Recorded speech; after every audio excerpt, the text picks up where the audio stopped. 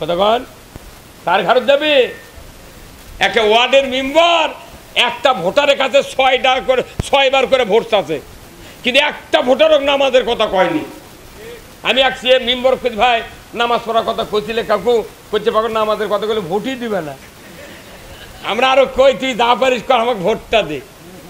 আবারও ভ্যানবেলত লেগেছে গরিবের বন্ধু, সৎ যোগ্য ন্যায়পরায়ণ, তারপরে অন্যায়ের প্রতিবাদী কণ্ঠ কি এগুলো লেখে ভোট টোট দিয়ে উই রাতের শোয়ার সময় বাইক ভোগ করছে যে আদমদিঘি হাঁটতে শনিবারে রে তো গরু সব রসিদ লিবার আসবেনি 8টার আগে তখন আমাকে ডাক দেয় না।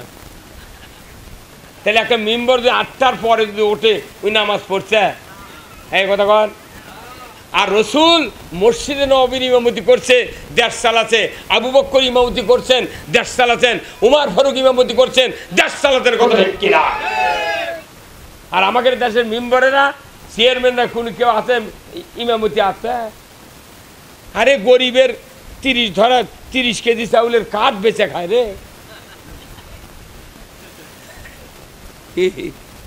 আরে কি দেশ রে, কি এই সময় যদি রসুল আসলো হয়নি এই পৃথিবীর দেখবে তাহলে এসে বলতো একটাও আমার উম্মত লয়।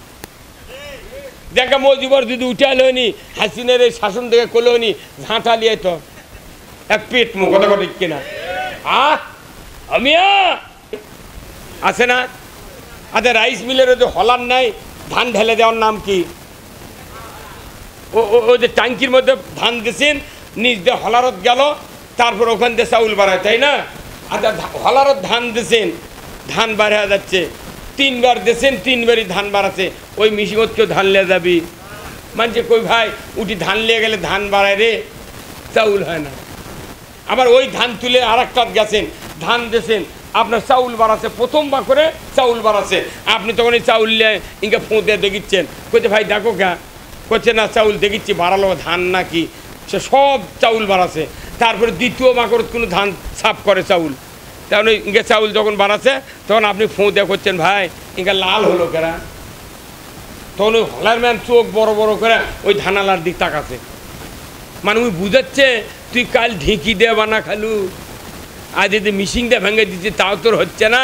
তখন ওই ধানালা চাউলারা কত ভাই ছোলের মাও কচের না সাদা করে দে, তাই কন্যে তখন দেখবেন ওই হাতুর দিয়ে ছুরির বাড়ি মারছে 2 মাথার, কত হচ্ছে না হয়নি।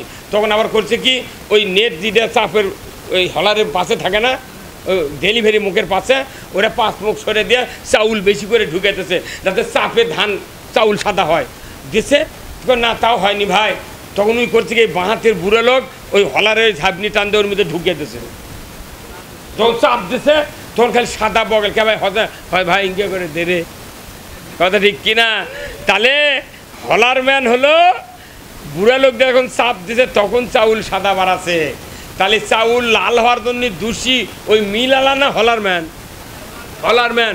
তাহলে চাউল তৈরির হলার হলো রাইস মিলের হলার, তাই না?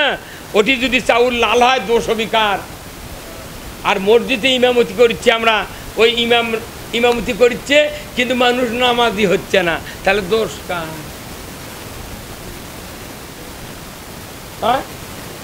চ্যানেলটি সাবস্ক্রাইব করে আমাদের সঙ্গেই থাকুন। কবরে যেতে হবে, একটু মানুষ কবর থেকে আমরা বাঁচতে পারবো। তাহলে তাদেরকে বলা হবে যে তোমরা কোন অপরাধে জাহান্নামে গেছো, সে অপরাধটা কি করবে? আমরা নামাজ আদায় করি না। হা ও যুবক ভাইরা যারা নামাজ আদায় করেন না, নামাজ কায়েম করেন না, আমি অনুরোধ করছি আজ থেকে যে 1 ওয়াক্ত নামাজ কাদা করবেন না। 1 ওয়াক্ত নামাজ কাদা করলে আপনি রসুলের উম্মত থেকে খারিজ হয়ে যাচ্ছেন। আপনি রসুলের দরদই নাই, তাহলে যে লোকটা রসুলের দরদ নাই এর বুঝছে একটা কুরবানি দিয়ে কি লাভ? লাভ আছে ভাই? অনুরোধ করছি। 1 নাম্বার গেল। 2 নাম্বার, আল্লাহ রাব্বুল আলামিন বলবেন হে বান্দা আর কোন অপরাধ করেছিলে? ওই বান্দা বলবে ওলাম না কোনো তিমুল মিসকিন, আমি মিসকিনের ব্যাপারে ভ্রুক্ষেপ করি নাই। আজকে গরিব মিসকিন অসহায় দরিদ্র ঋণগ্রস্ত কত লোক আছে, লক্ষ কোটি কোটি টাকা বিদেশে পাচার করে ব্যাংকে তোমার একে আলমারি ফ্রিজের ভেতরে খাটের ভেতরে লক্ষ কোটি কোটি টাকা জমা রেখে তারা দুনিয়ার থেকে মৌজ করে চলে যাচ্ছে, অথচ গরিবের ব্যাপারে কোনো ভ্রুক্ষেপ করে না। কথা ঠিক কিনা? আজকে যদি দেশে যতগুলি টাকা পাচার করে বিদেশে পাঠানো হয়েছে, ওই টাকা যদি গরিবদের ভিতরে বন্টন করে দেওয়া হতো, আমার দেশে একটা মানুষকে কিস্তির কাছে যাওয়া লাগতো না। আপনার আমার ইমানদার মানুষগুলা, ইমানদারদের স্ত্রীদেরকে কিস্তির বৈঠকত পাঠিয়ে দিয়ে বলা হচ্ছে, শাক ভাত খাবো না, গোস্ত খা। স্বামীর কথা শুনবো না, ভাঙ্গা করে থাকবো না, ঝড় বাদল মানবো না, কিস্তি দেওয়া বন্ধ করবো না, যায়ান থাকিতে সাহেবের ডিউটি কোনোদিন অমান্য করবো না। কিস্তি চলিচ্ছে দেশ, মনে করবেন না এই দেশটা আরবের দেশ নয়, এই দেশটা জাহান্নামের গর্ত হয়ে যাচ্ছে। কোথাও এই দেশের ভালো নাই।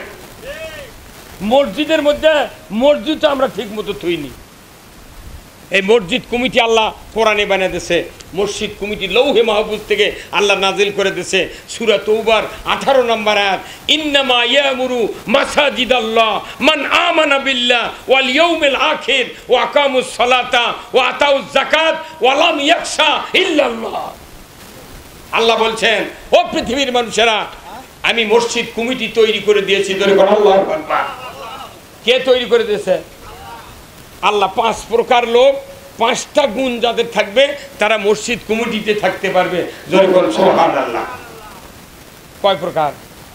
5 প্রকার গুণ। 1 নাম্বার, এদের আল্লাহর উপর ঈমান থাকতে হবে, আখিরাতের প্রতি ঈমান থাকতে হবে। আল্লাহ নামাজ কায়েম করবে, আর যাকাত আদায় করবে, আর রুকু, আর আল্লাহ ছাড়া কাউকে ভয় করবে না। এই 5টা গুণ যাদের, তারা মসজিদের রক্ষণাবেক্ষণ, মোতাল্লি, ক্যাশিয়ার, ম্যানেজিং কমিটির সদস্য হতে পারবে। আল্লাহু আকবার। তাহলে বোঝেন, তাহলে মসজিদ কমিটি কে বানাতেছে? আর এই মসজিদ কমিটি কতদিন হচ্ছে গায়ের মানুষই জানে না। সকালবেলা মসজিদে এসে করছে, আজকে মিটিং করে কমিটি বানানো হচ্ছে, অমুক ক্যাশিয়ার, অমুক মোতাল্লি, অমুক সেক্রেটারি। এইগুলো কোথায় মুসলমান? কোথায় মুসলমান? আমি এই জন্য বলছি যে মসজিদ যদি ঠিক করা যায়, এদেশের মানুষ জান্নাতে যাবে। মসজিদ হলো মানুষ তৈরির হলার, মানুষ তৈরি হলার। আপনার দিকে রাইস মিল আছে ভাই, আছে না? আচ্ছা, রাইস মিলের ওই যে হলার নাই, ধান ঢেলে দেওয়ার নাম কি? ওই যে ট্যাঙ্কির মধ্যে ধান দিয়েছেন, নিজ দিয়ে হলারত গেল, তারপর ওখান দিয়ে চাউল বাড়ায়, তাই না? আচ্ছা, হলারত ধান দিয়েছেন, ধান বাড়া যাচ্ছে, 3 বার দিয়েছেন, 3 বারই ধান বাড়াচ্ছে, ওই মিশিমত কেউ ধান লিয়ে যাবি? মানছে কই ভাই, উঠি ধান লিয়ে গেলে ধান বাড়ায় রে, চাউল হয় না। আবার ওই ধান তুলে আর একটা গেছেন, ধান দিয়েছেন, আপনার চাউল বাড়াচ্ছে, প্রথমবার করে চাউল বাড়াচ্ছে, আপনি তখন এই চাউল নিয়ে ইনকে ফোঁ দিয়ে দেখিচ্ছেন, কইতে ভাই দেখো কে? করছে না, চাউল দেখিচ্ছি, বাড়ালো ধান নাকি, সে সব চাউল বাড়াচ্ছে। তারপরে দ্বিতীয় মাকড় কোনো ধান সাফ করে চাউল, তাহলে ইনকে চাউল যখন বাড়াচ্ছে, তখন আপনি ফোঁ দিয়ে করছেন, ভাই ইনকে লাল হলো কেরা? তখন ওই হলার ম্যান চোখ বড় বড় করে ওই ধানালার দিক তাকাচ্ছে, মানে ওই বুঝাচ্ছে তুই কাল ঢেঁকি দিয়ে বানা খালু, আর যদি মিশিং দিয়ে ভেঙে দিচ্ছি তাও তোর হচ্ছে না। তখন ওই ধানালা চাউলারা কচে, ভাই ছোলের মাও কচের না সাদা করে দে, তাই কন্যে। তখন দেখবেন ওই হাতুর দিয়ে ছুরিত বাড়ি মারছে 2 মাথার, কচে হচ্ছে না, হয়নি। তখন আবার করছে কি, ওই নেট দিয়ে চাপের ওই হলারের পাশে থাকে না, ওই ডেলিভারি মুখের পাশে, ওরা 5 মুখ সরে দিয়ে চাউল বেশি করে ঢুকেতেছে, যাতে চাপে ধান চাউল সাদা হয়। দিছে না, তাও হয়নি ভাই। তখন ওই করছে কি, বাঁহাতের বুড়ো লোক ওই হলারের ঝাপনি টান দিয়ে ওর মধ্যে ঢুকিয়ে দিয়েছে, তখন চাপ দিছে, তখন খালি সাদা বগল কে ভাই হয়, ভাই ইঙ্গে করে দে রে। কথা ঠিক কিনা? তাহলে হলার ম্যান হলো বুড়া লোকদের এখন চাপ দিছে, তখন চাউল সাদা বাড়াছে। তাহলে চাউল লাল হওয়ার জন্য দোষী ওই মিল আলা না হলার ম্যান? হলার ম্যান। তাহলে চাউল তৈরির হলার হলো রাইস মিলের হলার, তাই না? ওটি যদি চাউল লাল হয়, দোষ অবিকার। আর মসজিদে ইমামতি করছি আমরা, ওই ইমামতি করছে, কিন্তু মানুষ নামাজি হচ্ছে না, তাহলে দোষ কার?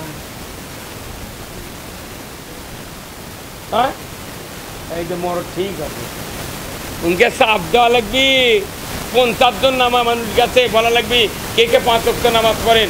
20 জনে এক কাতার, 2 কাতারও আগে আসেন, তারপর 10 জন বাইছে আর এক কাতার যান, শেষে তার দেখবে যে আরও 5 জন, আরও 50 জন মানুষ আছে, ভাই 5 ওয়াক্ত পড়েন না, না তাহলে আপনার বারান্দার যা দাঁড়ান, কতক্ষণ দেখা ইনকে চাপ দিলে ওই সাদা হবি। আর যারা নামাজ কাদা করে মরবেন এনাও জানাতে হবে না, 34 মাসের রোদ্দ শুকান হবি। হ্যাঁ কতক্ষণ। আর যারা মোটটা সম্পত্তি বিটিক না দিয়া বেটাক লেগে দিচ্ছে, এর কেড়ে কোনো কাপন দেওয়া হবে না, কথা কি এইরকম শক্ত হওয়া লাগবে। ইসলাম আসল কথা কলি, বন্ধু বেজার গরম ভাতে বিড়াল বেজার, কথা ঠিক কিনা? আমি আপনাদেরকে বলতে চাই, 3য় নম্বরে বলবে ওয়ালাম নাকু অকুন্না নাকুদুমাল খয়দিন, যারা ইসলামকে বিলুপ্ত করার চেষ্টা করেছিল আমরাও তাদের সাথে প্রচেষ্টায় রত ছিলাম, এই জন্যই ছাকার নামক জাহান্নামে ঢুকেছি। বলুন তো এই দোষগুলো তাদের ভেতরে থাকবে, তারা কি কিয়ামতের দিন জান্নাতে যাবে? যখন যাবে ভাইরা আমার, আজ থেকে 1500 বছর আগে আল্লাহর নবী হাদিস শরীফে বলছেন কিয়ামত হয়ে যাবে, মানুষগুলি 2 ভাগে বিভক্ত হয়ে যাবে, জান্নাতে যাবে 1 ভাগ, জাহান্নামে যাবে 1 ভাগ। আস্তে আস্তে আস্তে আল্লাহ তাআলা জাহান্নাম থেকে মানুষকে উঠাতে উঠাতে উঠাতে লক্ষ লক্ষ মানুষকে আল্লাহ জান্নাত দিয়ে দেবে। ধরে কনবার হাওয়া আল্লাহ তাআলা ফেরেশতাদেরকে বলবেন, আমার ফেরেশতা, ও মালিক ফেরেশতা, দেখো না জান্নাতের ভিতরে আর কোন কি ইমানদার লোক আছে, তাদেরকে কি উঠান যায় না? মালিক ফেরেশতা জাহান্নাম সব দেখবে, দেখে দেখে বলবে, আল্লাহ আর তো দেখা যায় না, কোনো ইমানদারের আমি তো দেখতে পাচ্ছি না। আল্লাহ তাআলা কুদরতি নজর দিয়ে বলবেন, ওই যে দেখো জাহান্নামের কিনারায় একজন মানুষ জাহান্নামের আগুনে জ্বলে পুড়ে অঙ্গার হয়ে গিয়েছে, ওই মানুষটা চিরতরে চিত হয়ে শুয়ে আছে, আর লড়তে পারে না। আমি আল্লাহ বলে দিচ্ছি, ওই মানুষটার কলিজার ভেতরে এমন একটা আশা ছিল আমার জান্নাতে সে ঢুকবে, কিন্তু মাঝে মধ্যে আমাকে বিশ্বাস করত, মাঝে মধ্যে কুফরি করত, সে নামাজ পড়ে নাই, সে অন্যায় করেছে। আমি আল্লাহ দেখতে পেরেছি তার অন্তরের ভেতর কিছু না ঈমান ছিল, ওই কারণে আমি আল্লাহ তাকে তোমাকে হুকুম দিয়ে দিচ্ছি, ওই মানুষটাকে একটু জাগিয়ে তোলো। আল্লাহর হুকুমে লোকটি জাগিয়ে তুলবে, আল্লাহর বান্দা হাউমাউ করে কান্নাকাটি শুরু করবে। আল্লাহর ফেরেশতা বলবে, রব্বুল আলামিন এই লোকটা তো চিৎকার দিয়ে কাঁদে, কি হয়েছে, আমরা কি করব? আল্লাহ জিজ্ঞাসা করবেন, হে আমার বান্দা তুমি কাঁদো কেন, কি হয়েছে তোমার? ওই লোকটি বলবে, আল্লাহ আমি এই জন্যই কাঁদি, আমি এত কষ্ট পেয়েছি, আল্লাহ আপনি যদি দয়া করে রহম করে জান্নাত আর জাহান্নামের মাঝখানে যদি একটু দাঁড়াতেন, আমি একটু শান্তি পেতাম। ধরে কোন সুবহানাল্লাহ। ওই ব্যক্তি আযাবের চোটে জাহান্নাম থেকে জান্নাতে যেতে যাচ্ছেন না, আমি যে অপকর্ম করেছি, হয়তো জান্নাতে ঢুকতে চাইলে আল্লাহ বের করবেন না। ওই বান্দা বলবে, আল্লাহ জান্নাত আর জাহান্নামের মাঝখানে যে জায়গা, ওই জায়গায় একটু আমাকে দাঁড় করে দেন। আল্লাহ ফেরেশতা দিয়ে ওই লোকটাকে জাহান্নাম থেকে উঠায়া জান্নাত জাহান্নামের মাঝখানে দাঁড় করায় দিবেন। সুবহানাল্লাহ। আমার মা বোনেরা, আমার ভাইজানেরা, দিলের কান দিয়ে কথাটা শুনবেন। আল্লাহ বলবেন, ফেরেশতা ওই বান্দাকে জান্নাত আর জাহান্নামের মাঝখানে দাঁড় করে দাও। দাঁড় করে দেওয়ার পর কিছুক্ষণের ভিতরে লোকটা হাউমাউ করে কেঁদে উঠবে। আল্লাহ বলবে, ফের বান্দা কি হয়েছে, এত কাঁদো কেন, কোথায় ছিলে তুমি, আনলাম কোথায়? বলে, রব্বুল আলামিন আমি এই জন্যই কাঁদি, আল্লাহ আপনার জান্নাতে যেতে চাই না, এখান থেকে জান্নাতের কিছু বাতাস আমার শরীরে লাগতেছে। সুবহানাল্লাহ। কোনো ঘরের ভেতরে যদি এসি চলে, দরজা খুললে কোনো দরজা দিয়ে এসির বাতাস যায় কি, যায় কি যায় না? ওই লোকটা বলবে, আল্লাহ জান্নাত আমি দেখতে চাই না, আল্লাহ আপনি দয়া করে একটু কাছে নিয়ে যান, জান্নাতে আমি যাব না, একটু চোখ দিয়ে দেখবো, এত সুন্দর এত সুশীতল বাতাস আমার শরীরে রাখছে, আল্লাহ আল্লাহ একটু জান্নাত দেখাও, আমি ঢুকবো না। আল্লাহ দয়া করে ওই লোকটাকে জান্নাতের দরজায় নিয়ে যাবে। জান্নাত কি এত ছোট যে দরজার থেকে সব দেখা যায়? যাবে মনে এই দিকটা খলপার চারিদিক বেড়া আছে, এরই মধ্যে বল খেলা হচ্ছে, ওই খলপার দেওয়ালের ফাঁকে মিচ্ছনের ফাঁক দেখা যায় না, ওই ফাঁকের চোখ লেগে দিলে গোটা ফিল্ড দেখা যাবে। যে জান্নাতের দরজার থাকা মানে কি, ওই খলপার সিদ্দুরের মতো ওই ওই জান্নাত দেখা হবে। লোকটি যখন দাঁড়িয়ে থাকলো, জান্নাতের একটু নজর লেগেছে, ওই লোকটি চিৎকার করে আল্লাহকে ডাক দিয়েছে, আল্লাহ, ও আল্লাহ, এত সুন্দর পরিবেশ আল্লাহ, ও আল্লাহ, জীবনে যা দেখি নাই এই চক্ষু দিয়া দুনিয়াতে, আজকে আপনি তাই দেখাচ্ছেন আল্লাহ। হাউমাউ করে কান্নাকাটি শুরু করছেন। ফেরেশতারা আল্লাহকে বলেন, আল্লাহ, এই বান্দাটি এত কাঁদে কেন? জাহান্নামে ছিল, মাঝখানে আনলাম, আবার দরজায় দাঁড়িয়ে দিলাম, এত চিৎকার করে কাঁদে কেন? আল্লাহ বলে, বান্দা, কেন আবার তুমি কাঁদো? কি হয়েছে তোমার? লোকটি বলে, আল্লাহ, এই জন্যে কাঁদি, দরজার থেকে জান্নাত পুরাটা দেখা যায় না। এত বড় জান্নাত। জিবরাইল আলাইহিস সালাম আল্লাহর কাছে একদিন দরখাস্ত করলেন, আল্লাহ, সবচেয়ে আপনার যে বড় জান্নাত, আমি জিবরাইল একটু দেখতে চাই, আপনি আমাকে একটু দেখার সুযোগ করে দেন। আল্লাহ বললেন, জিবরাইল, তুমি পারবে না, জান্নাত ঘুরে ঘুরে দেখতে পারবে না, তবে বড়টা নয়, তুমি সবচেয়ে ছোটটা জান্নাতুন নাঈম তুমি দেখো, তোমাকে আমি হুকুম দিলাম, তবে তুমি পেরেশানি হয়ে যাবে, তুমি দেখতে পাবে না। জিবরাইল আলাইহিস সালাম বলেন, আল্লাহ, আমার শরীরে 600টি পাকা আছে, এক পাকা একবার টানলে সেকেন্ডে 1,86,000 মাইল আমার গতিবেগ শুরু হয়, তারই 600 পাকা আছে আল্লাহ, আমি একটু যদি চেষ্টা করি অবশ্যই জান্নাত ঘুরে দেখতে পাবো। আল্লাহ বলেন, জিবরাইল, যাও, জান্নাতুন নাঈমের দরজায় যাও, তুমি যাত্রা শুরু করো। আমার রসুল বলেছেন, জিবরাইল গল্প করেছেন রসুলের সাথে, রসুল হাদিস শরীফ বর্ণনা করেছেন, যাও রে ভাই জিবরাইল, ও জিবরাইল যাও, তুমি তো গেলে সেই জান্নাতের ভেতরে, কি ঘটনা তুমি দেখলে বলো, তুমি কি পুরাটা দেখছো? আল্লাহর ফেরেশতা জিবরাইল 600 পাকা একবারে টান দিয়েছে, যাইতে যাইতে যাইতে এত গতি বেরিয়েছে, জান্নাতের 3 ভাগের 1 ভাগ যাওয়ার পর জিবরাইলের পাখা অবশ হয়ে দা জান্নাতের মেঝেতে জিবরাইল বসে পড়েছে, একবারে বসে গেছে। আল্লাহ কত কে জিবরাইল হাফসা লেগে বসছো গা, বলছে, আল্লাহ, যেখানে আসছি এইখানে ফিরে যাওয়াই কঠিন, আবার কতটি পরিধি? আল্লাহ বললেন, জিবরাইল, এই জান্নাতের তুমি 3 ভাগের 1 ভাগ আছো, এখনো 2 ভাগ। আল্লাহু আকবার। সেটা ছোট জান্নাতের। জিবরাইল আলাইহিস সালাম আর সামনে যান নাই, পিছন দিকে ব্যাক করে চলে এসেছেন। আল্লাহর নবী বলছেন, ওই লোকটা দরজার কাছে থেকে জান্নাত দেখতে পারে না, চিৎকার করে বলে, আল্লাহ, এই জন্যে কাঁদি, আল্লাহ, আমি জান্নাতের ভেতর যদি আমাকে মাঝখানে দাঁড়ায় দিতেন, আমি জান্নাতের নাজ নিয়ামত ঘুরিয়া ঘুরিয়া দেখতাম, কোনো ফলে হাত দেব না, খাবো না, শোবো না, শুধু দাঁড়িয়ে থাকবো। ও আল্লাহ, দয়া করে জান্নাতের মাঝখানে আপনি দাঁড় করে দেন। একবারে জান্নাতের মাঝখানে দাঁড় করে দিয়েছে। দেওয়ার পর কিছুক্ষণ পর ওই লোকটা আবার কান্দতে লাগছে। কে তুমি কান্দো? তোমার ছিলে কোনটি? জাহান্নামের ভেতর সেটা কয় জায়গার ট্রান্সফার করলো, তুমি খালি কো এটি গা যাবো আর যাবো না, যে তোমাকে তো সবই করলো, আবার কি কান্দো গা? লোকটি বলবে, আল্লাহ, ও আল্লাহ, যে জান্নাতের বক্তব্য আলিম ওলামা দিয়েছিলেন, নবীরা দিয়েছিলেন, ওই জান্নাত দিব্যি চোখে দেখেছি আল্লাহ। ফল খেতে চাচ্ছে জান্নাতীরা, মনে মনে খালি একটু আলাদা করে আমের গাছের ঢাল নিসমুখে নিচে এসে ওই আমটা জুস হয়ে নিজে নিজে বান্দার মুখের ভেতরে চলে যায়। হাত দেওয়া পারা লাগে না, ছোঁয়া লাগে না, বলা লাগে না, মনের ভেতরে আলাদা হলি ফল আসে, পাখি আসে, বান্দা অমনি ধরে ধরে খায়। আমার ভাইয়েরা, লোকটিকে আল্লাহ বললেন, এ আমার বান্দা, কাঁদো কেন? বলে, আল্লাহ, এই জন্যই কাঁদি, জান্নাতে আপনি দয়া করে জাহান্নাম থেকে উঠায় ঢুকায় দিয়েছেন, আল্লাহ, আপনার কাছে অনুরোধ, আর যেন এই জান্নাত থেকে আপনাকে আমাকে আর বের না করা হয়। এই জন্য কাঁদি, এই জান্নাত যে ঢুকাছেন আর দেন বার করেন না আল্লাহ। আল্লাহ এলে শুনে কুদরতি দরিয়া দোষ করে, আমার বান্দা এত খুশি হতে জান্নাত দেখে।